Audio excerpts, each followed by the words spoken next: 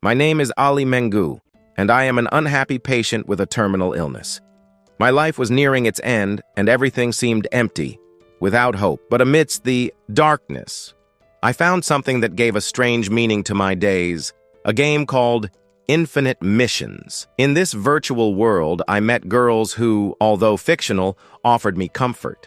They were willing to stay by my side, sharing joys and adventures.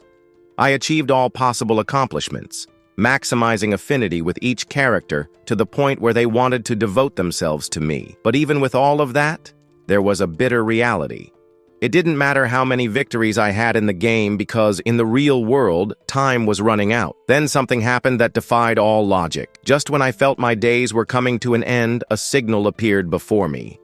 It was a countdown that read, "When this countdown reaches 0, you will be transported to the world of infinite missions." I watched the countdown reach its end without expectations, and then everything disappeared. When I opened my eyes, I found myself in a strange room. I was alive. My body, once frail, was now full of energy. Confused, I looked around and noticed a sword beside me. When I touched it, a glowing signal appeared before my eyes. Sword attributes. I couldn't believe it. Everything I had experienced in Infinite Missions was now real. Everyone had been transported to this game. This wasn't a hallucination. This was my new reality. I looked around with a strange sense of déjà vu. This beginning was far too familiar. I had lived it countless times in my past life within the game. Without wasting time, I murmured, "Open character information." Immediately, several transparent panels appeared before me, displaying my attributes. I couldn't deny it. This was real. I was inside the world of Infinite Missions, the single-player puzzle game I had stumbled upon years earlier. This game had kept me clinging to life. Its vast world, thrilling missions, and strict progression system constantly challenged me. But more than anything, what motivated me were the conquest missions and the depth of its story. Additionally, the game had something unique. Its difficulty was extremely high. I vividly remembered the countless attempts I made to complete the game. Now, seeing new players beginning to fall like flies, I couldn't help but feel alarm. In the starter village, chaos reigned. "It's impossible!" someone shouted. "We haven't even left the village, and we've already lost so many." A group that had decided to hunt nearby returned decimated. A girl, still in shock, explained, "It wasn't a horde. It was just a chicken. A chicken covered in flames.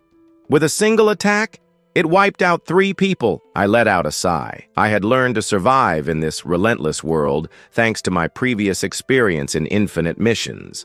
The key wasn't brute force, but mastering the game's mechanics, planning strategies, and wisely using NPCs. Even with all my knowledge, this world was dangerous. Every mission carried risks, but I wasn't willing to be eliminated. As I reflected, a familiar sound echoed in my mind. Ding! Achievement system activated. A long list. The achievements unlocked before him were the same ones he had obtained in the original game.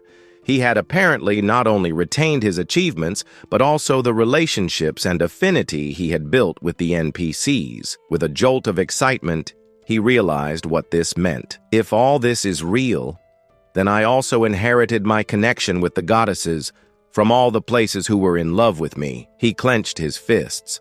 Not only did the ordinary NPCs recognize him, but even the bosses and the most powerful entities in the game remembered him. Some of these bosses were stronger than any player at the same stage, and with their affinity, he could not only continue the relationships he had built, but also receive their valuable help. He reviewed the achievement he had obtained, and his heart leaped when he saw its origin.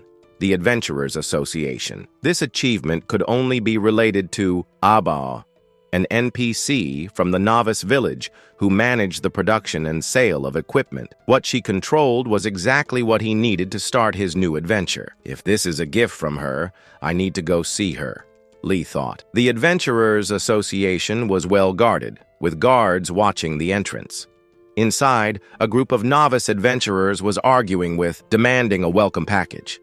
"You have plenty of resources. It wouldn't cost you anything to give us something, right?"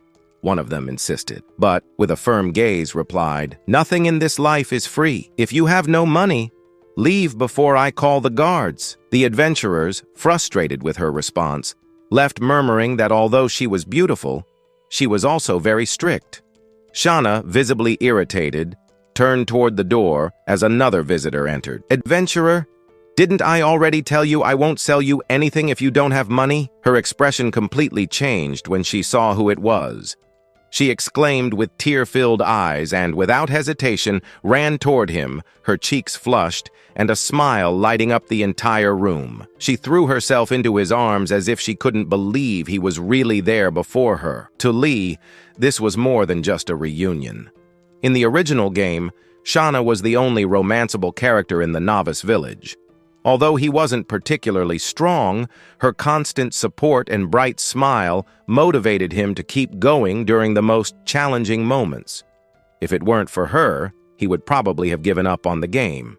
Now, the warmth of her body and the emotion in her voice confirmed something he had never imagined. Was no longer just a series of cold data, but a person of flesh and blood. "It's been so long since you've come to see me," Shauna said.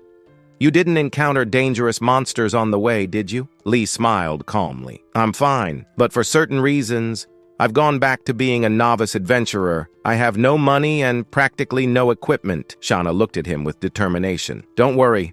With my savings, I'll buy the best set for you." Without giving him a chance to protest, she handed him the best equipment, worth at least 10,000 copper coins. Probably half of Shauna's savings from 6 months. Lee was deeply moved by her gesture. Finally equipped and more confident, he prepared to hunt and begin anew. As he moved toward the exit, Shauna stopped him with a soft voice. "Are you leaving the village?" He gave her a calm look. "Don't worry, I'll be fine." He took out a piece of clothing she had given him earlier and asked curiously, "By the way, why did you give me this?" Blushed deeply, avoiding his gaze. With a timid voice, she responded, "Dear, could you accompany me tonight?" Lee patted Shauna's head with a comforting smile. "Wait for me at home. I'll be back soon with the equipment ready and enhanced skills." He headed toward the forest's outskirts, a place notorious for its increasing danger the deeper one ventured. The forest was divided into 3 zones: the outskirts, the dense forest, and the central zone. On the outskirts, the monsters were level 1, ideal for a starting point. Lee knew he couldn't waste time. The hidden and secret resources were limited, and someone might get to them before he did. While exploring, he found clear signs of recent combat. "Someone perished here recently," he murmured, noticing traces of several individuals. "This must be the work of the fire rooster," he thought, staying alert. Suddenly, intense heat signaled an incoming attack. A fireball was heading his way. Thanks to his agility, Lee dodged just in time. Turning around, he saw the culprit, the fiery hoster, a monster known for its aggressiveness and powerful attacks. "It's impressive to see it live," Lee thought, though it was also intimidating. The rooster wasted no time, launching another attack, but Lee evaded it again. Seizing the moment, he drew his sword and landed a precise strike, reducing the monster's life by 20 points. However, Lee was still adjusting to his body. Having been bedridden and unable to move freely since falling ill at age 12, he now felt a mix of wonder and excitement as he faced his first real combat with his strengthened body and enhanced attributes. The fire rooster, though wounded, did not give up. Lee taunted it slightly, and with determination, the rooster advanced, readying its special move, the flaming headbutt, which left no room for escape. Both charged at each other. Lee, however, knew the rooster had 15 attack points. His constitution provided him with 10 defense points, and with the equipment Shauna gave him, he reached a total of 20 points. The rooster's attacks couldn't penetrate his defense. Lee counterattacked with a precise slash, ending the fight in a single blow. The fire rooster fell, and several system windows appeared before him. "Status increase," he read with satisfaction, seeing his points rise. His first real combat in this world was a success. Meanwhile, in another part of the village, a group of novices faced a much tougher opponent, a swift wind hare. Though small, the creature's speed and agility were overwhelming. A young man was trying to convince his brother, Jan, to retreat. "It doesn't make sense. That thing is twice as fast as us. It'll kill us all." But Jan refused to listen. "If we retreat now, the entire army will be annihilated." Before anyone could react, the hare lunged at Jan. With a single leap, it bypassed his defense and struck him, sending him flying into a tree. The impact was brutal. Jan was the city's champion fighter and had come with 7 companions to face the swift wind hares. However, despite their efforts, they hadn't managed to injure even one.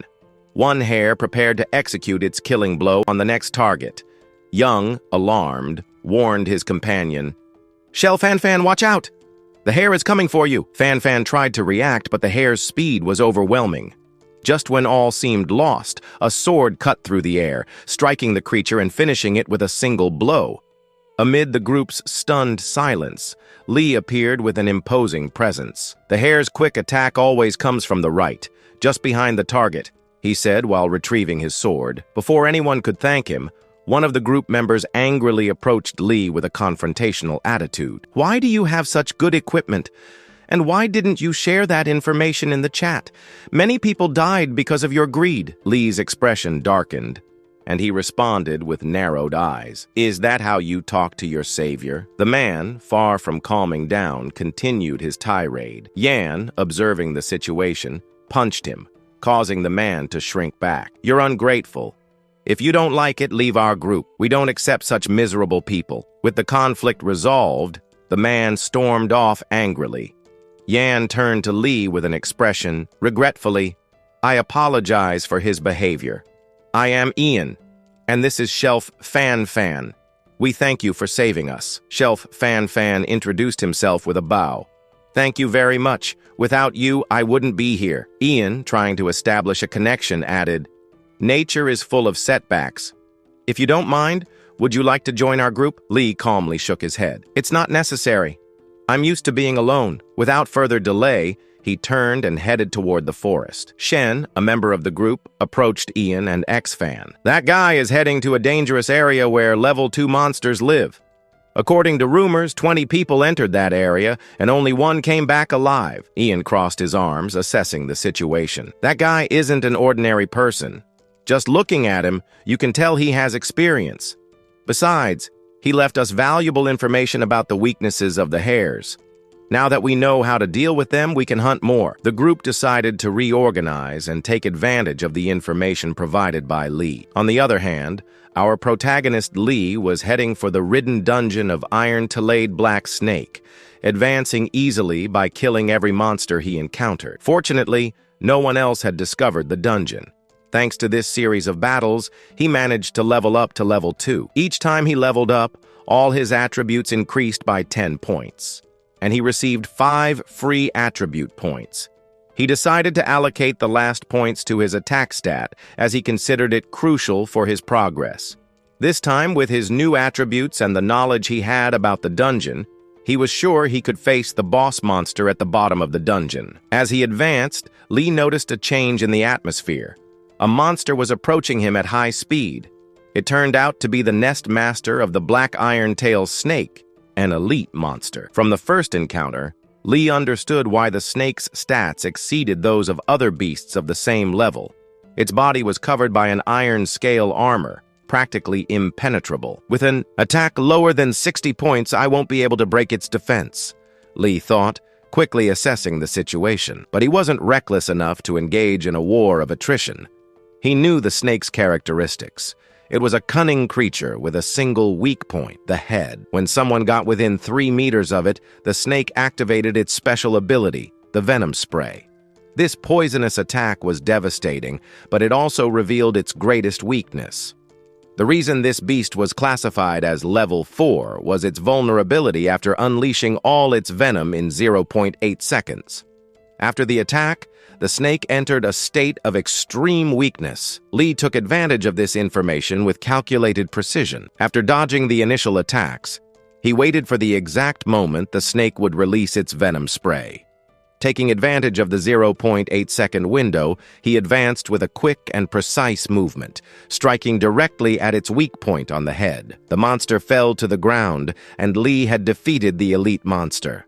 Immediately, several system windows appeared before him, displaying rewards, valuable equipment, materials, and an increase in reputation for being the first to defeat an elite monster in the dungeon. After defeating the Black Iron Tail Snake, Lee not only received the system rewards, but also obtained an unexpected loot. The monster dropped several treasures, which was rare, considering low-level monsters had less than a 1% chance of dropping a chest. Among the rewards, he found a level iron bracelet called the Serpent Bracelet, which provided a significant increase to his defense stats. Lee knew it had been luck this time, but his true goal in entering the dungeon was he headed toward a specific section of the cave, a location that would go unnoticed by anyone who didn't know about the game. There, he found what he was looking for, a skill book titled Summary of Swordsmanship. This was a bronze-level skill that significantly increased the effectiveness of his attacks and his control in combat. Upon accepting the skill, all the knowledge from the book was transferred directly to his mind. Satisfied with the result of his venture, he decided to return to the city. The night was cold, and he didn't want to worry Shauna, who was waiting for him. Meanwhile, she was collecting herbs outside the village to prepare some recovery potions as a surprise for Lee, thinking of helping him after his constant adventures. While she worked, she felt a strange presence. "Who's there?" she asked with a firm voice, though internally she was trembling with nervousness. The men she had encountered earlier at the adventurer's tent appeared from the shadows. They were furious with how he had treated them and sought revenge. "It seems that Miss Shauna is alone," one said with a malicious smile. "How about handing over all the money you have, and while you're at it, giving us a bit of fun?" Shauna tried to stay calm and warned them. "Do you know what you're doing? Don't you fear the guard's punishment?" The men laughed dismissively. "As long as there are no witnesses, no one will know anything," one of them replied while the others prepared to leap at her. Shauna trembled but didn't back down. "Will you still have this attitude when we strike back?" She mocked the leader. Just as they were about to attack, Lee appeared suddenly. "Is everything all right, Shauna?" he asked calmly, while she sighed with relief upon seeing him. Lee stepped between the men and Shauna. "Let me handle this," he said with a confident smile. One of the men, surprised to see him, spoke to his leader. "He's the guy with the good equipment." The leader turned to Lee with an arrogant expression. "Hand over your equipment and the girl, and maybe we'll let you live." Lee looked at him calmly. "What if I refuse?" he asked. The man laughed dismissively. "Then don't complain if we don't let you live." Before he could finish speaking, Lee made a single quick movement, completely disarming the man. Lee's swordsmanship skill had improved significantly, giving him greater control over his blade. As the remaining group members advanced toward him with the intent to kill, Lee showed no mercy. Each movement was precise and devastating, leaving the attackers unable to react. The men, seeing the damage Lee could cause, began to retreat, filled with terror. Some fell to their knees, begging for mercy and promising to change. Lee gave a slight smile. "At least you have a sincere attitude," he commented sarcastically, but that won't help you. He concluded the confrontation swiftly, ensuring none of them would be a threat again. Shauna ran to him with a worried face. "Are you hurt?" she asked anxiously. Lee shook his head. "I'm fine, but what about you? Why were you outside the city so late?" She looked down, embarrassed. "I wanted to collect herbs to make potions for you. I didn't expect something like this to happen." Lee sighed, his tone serious. "From now on, there will be no completely safe place in this world. The most dangerous thing isn't beasts, but the human heart." Then, looking at her with determination, he added, "Let me stay with you for a while. If I'm by your side, I can protect you all the time." Shauna looked at him in surprise, and then a smile lit up her face. "From now on, my house is also your house." Back in the village that night, Lee sat nervously on the bed in the small cabin, the events of the day still on his mind. But now, he felt a strange warmth being so close to Shauna. Meanwhile, Shauna was taking a bath. He couldn't help but smile. His heart raced when he thought that he had decided to stay with her. She had always Always dreamed of being by his side, but never imagined that this dream would become a reality so quickly. She really cared for him. When she came out of the bathroom wrapped in a light towel, Shana looked at him tenderly. "It's late," she said nervously. "We should rest." Lee looked at her, and for a moment their gazes met. Though he was a bit nervous at first, he remembered that he was no longer the same weak man as before. Since his reincarnation, he had decided to be strong enough to protect those he loved. Determined, Lee approached Shana. "No matter how the world changes, I will always be by your side." They sealed their words with a kiss full of love. That night, their bond grew stronger, and my boy became a man. The next morning, Shana woke up with a smile and thanked Lee for the wonderful night they had shared. While she slept deeply, the system interrupted his thoughts with an important message. 5 players from the village had reached level 2, unlocking the level ranking and chat of the first region. This was not good at all. At this rate, most of them wouldn't reach level 10 in 15 days, and if things didn't change, everyone would die. Lee checked the ranking and saw he was in first place. As a reward, he received 50 copper coins and a fragment to open a silver chest. However, he needed to collect 2 more pieces to unlock the chest. This mechanism didn't exist in the version of the game he remembered, meaning something had changed drastically in this reality. Additionally, he noticed another interesting detail. The first player to reach level 10 would receive a gold chest, coins, and a symbol to open another gold chest. An extremely rare treasure, even in the advanced stages of the game. If he managed to get it, he would have a significant advantage in this competition. However, when looking at the statistics of the first region room, he saw the real challenge.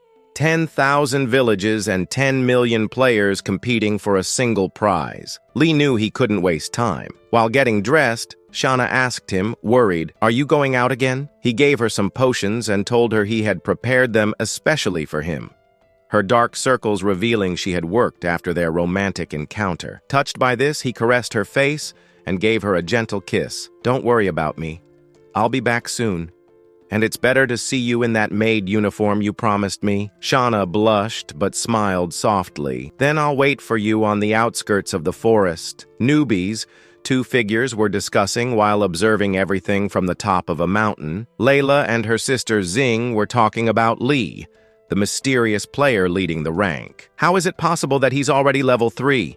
Asked Layla, frustrated. "We killed several monsters and are still level 2. Both sisters felt a mix of admiration and competitiveness toward him. Meanwhile, he moved with determination toward his next objective in the Icefang forest. Zikim remained calm as she observed the pack of 7 level 2 Icefang wolves from a distance. She watched carefully and said to her sisters, "We don't need to worry. Let's wait patiently until one of them gets isolated." After a few minutes, Layla pointed out, "I don't see a lone wolf, but I do see a handsome boy, and he's completely alone." Zeke frowned, concerned. "What is someone doing in a level 2 monster zone without support?" They all watched as the boy approached the pack without hesitation. He was already in front of the wolves, and without showing any fear, Zikim made a hasty decision.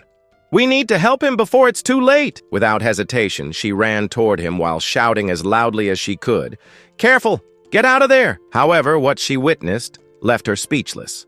Lee eliminated all the wolves with 1 strike each, without any apparent effort. The speed and precision of his movements were superhuman.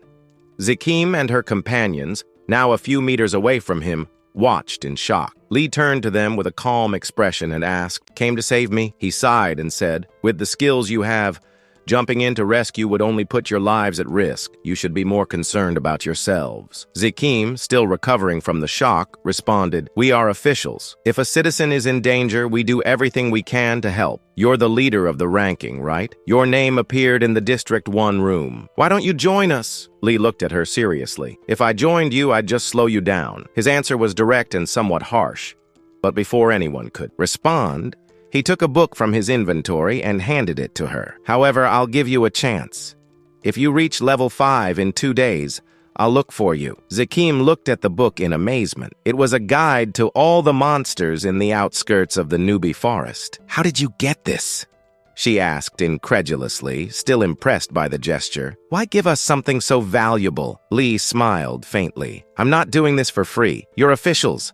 So use it to spread the information as fast as possible. You have the means to get this, don't you? Without waiting for a response, Lee turned and disappeared into the trees. As Lee walked away from the group, he thought to himself, it's not that I'm a saint, but as a human, I can't ignore the situation. If everyone in the village gets stronger, we'll have a better chance of facing the final dungeon. With that resolve, he continued on his way. He observed as he disappeared among the trees. His friend Layla, noticing his expression, asked with a mischievous smile, "Did you fall in love with him?" Zikin, a little nervous and with flushed cheeks, replied, "Of course not. I just think that with his help, we could all finally be safe." He unlocked the title Forest Slayer as he ventured deeper into the area, soon finding an unusual tree, the Cursed Blood Tree. He knew that eliminating monsters one by one would no longer guarantee an advantage in the competition. Other players would use the resources of their villages to advance faster. If he wanted to maintain the lead, he'd have to take risks. He placed his hand on the tree, and a text appeared on his interface. "Do you wish to enter the hidden dungeon, Elven Domain? Once inside, you cannot leave until it's completed." Without hesitation, he accepted. A portal opened in front of him. As he walked deeper, he murmured to himself, "It's been a while since I greeted an old friend." The portal closed behind him, isolating him completely from the outside world until he passed through the dungeon. Elsewhere, in a meeting, the leader of Village 9 was analyzing the situation and asked, "Is it true that Liming Ju is as strong as they say? I heard he can take down monsters with a single blow." One of his subordinates started laughing. "Take down monsters with a single blow? I think X must have seen something wrong when he was running away." Another member intervened. "The information Chie gave us is valuable. According to Chie, the progress of their village is slow. They only have 5 people at level 2, just 1/10 of what we've achieved." The leader thought about it and finally said, "If there are no doubts, it's time to act." He took out an ancient artifact and raised it before everyone. "As we knew it, it's over. From now on, everything belongs to us in Village 0. Everything seemed calm. The villagers were eating and chatting leisurely, but the conversation revolved around one topic. "Did you hear about that boy?" "Who?" "The one who got the rank S. They say he eliminated an entire pack of wolves without breaking a sweat." Zeke handed Yan the monster guide that had been given to him. As Yan examined the contents, he confidently said, "If this guide was written by Lee, there's no doubt it's completely reliable. I'll make sure to distribute it as quickly as possible." At that moment, everyone received a message from the system. Village 9 had issued a challenge against them. The message included the engagement rules. Both villages had to defeat the wild beasts. Each experience point gained would be equivalent to 1 point in the competition. The winning village would receive a 50% increase in skill points for all its members and a 100% improvement in experience gains in the beginner forest. The losing village would suffer a reduction in skill points and accumulated experience. The confrontation would start immediately. Yan frowned, visibly irritated. "This is ridiculous. We're at a critical moment for humanity, and instead of uniting, we attack each other." Zikin sighed. "The leader of the group that challenged us is Wang from the mercenary clan W. Wolf. They say they ruthlessly kill anyone from outside the country." He clenched his fists. "These shameless mercenaries. If we were alone, we'd have no chance against them. But luckily, we have Lee on our side." At that moment, X interrupted with a worried expression. "Wait, look at the leaderboard!" Everyone ran to check, only to discover that Lee's name had disappeared. Meanwhile, Lee had entered the Elven Secret Realm. This place, once home to a prosperous Elven community, was now corrupted and controlled by a goblin legion. The connection to the outside world had been severed. The goblins here were far more numerous and stronger than the beasts in the beginner forest. Normally, players only dared to enter this place after reaching level 7. However, Lee was confident in his prior knowledge as he moved between the trees. A strange noise caught his attention.